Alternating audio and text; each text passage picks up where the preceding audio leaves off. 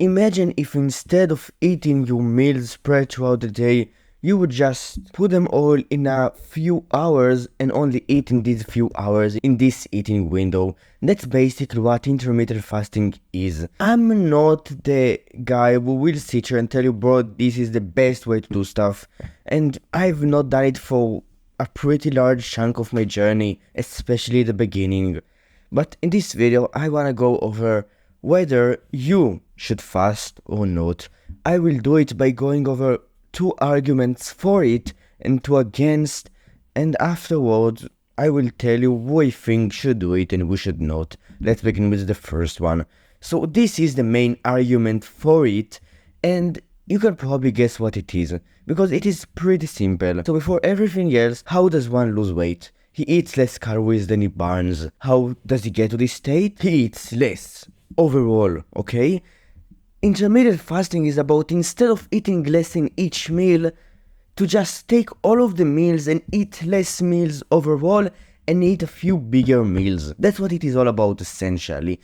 And the first argument for it is that for some people, eating big meals when losing weight makes it a lot easier, makes it feel a lot less restrictive and easier to adhere to in general. If you feel very restricted when eating few small meals in your diet when losing weight, then this is the first argument. You will not need to eat these small meals, instead you will eat bigger ones.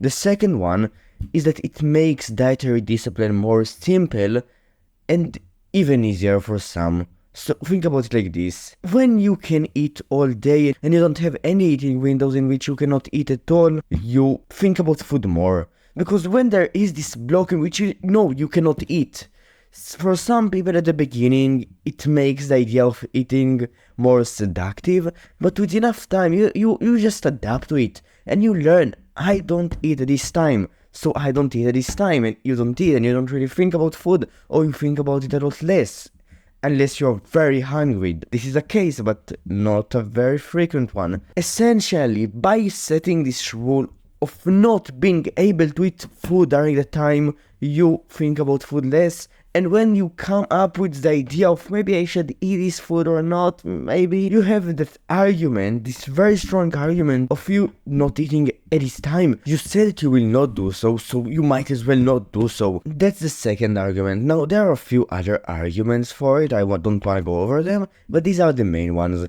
Against it, there are 2 arguments. The first one is that it is not very good for hypertrophy. Now, before everything else, I just want to say the disclaimer that when total protein amount matches, the effect of meal timing, of restricting protein intake between meals, is not massive.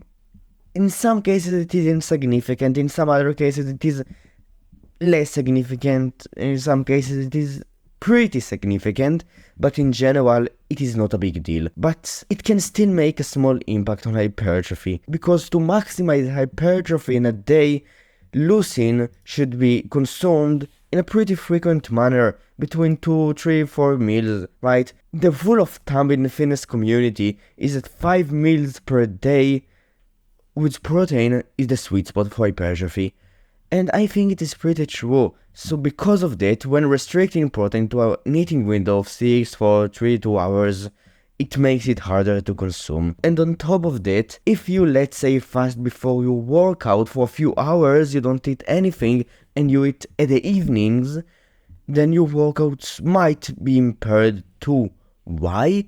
Because you will not have a lot of carbs in your system, right? Your blood sugar will be lower than optimal, and because of that you will be a bit weaker. No, it's nothing crazy.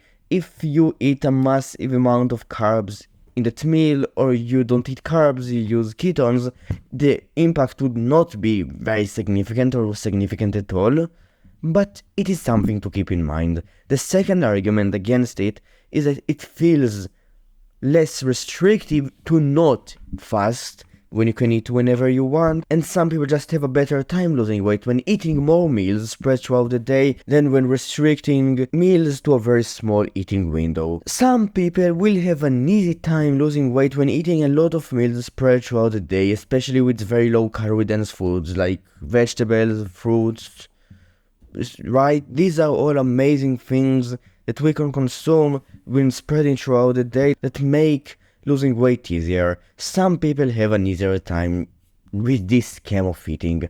Some other people, right, as the argument above states, and that's basically my own suggestion. Before everything else, let's talk about the rule of individual variation, because it exists. We don't all have the same genetics. I have similar but different genetics than you, and you have similar but different genetics than that person, right? Our physiology is very similar. It is not very different, it's not vastly different. We are humans after all, but the thing is that some people have an easier time hunger-wise when fasting and some don't. If you think about whether you should do it or not, then I wanted to just try, right? Because experience beats everything. The scientific method is hypothesis, experimentation results in conclusions.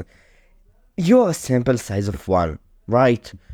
You have the hypothesis of maybe it will help you. You will never know whether it actually will help you or not unless you will try and test it.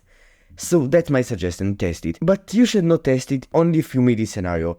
You already have an easy time losing weight when eating 3, 4, 5 meals with protein and you build muscle and everything works fine.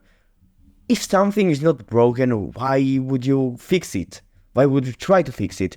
If you have an easy time or a right time or a decent time losing weight when eating low calorie dense food with meals spread throughout the day, why would you fucking change things? Right? If you do it right now and you don't have the worst time and you have a decent time and you build muscle and everything is good and your workouts are pretty decent at the very least, then I don't think they should change things because things work pretty well. Right? And that's basically what you should do, and that's essentially it. If you enjoyed this video, you can subscribe, and I will see you tomorrow. Bye.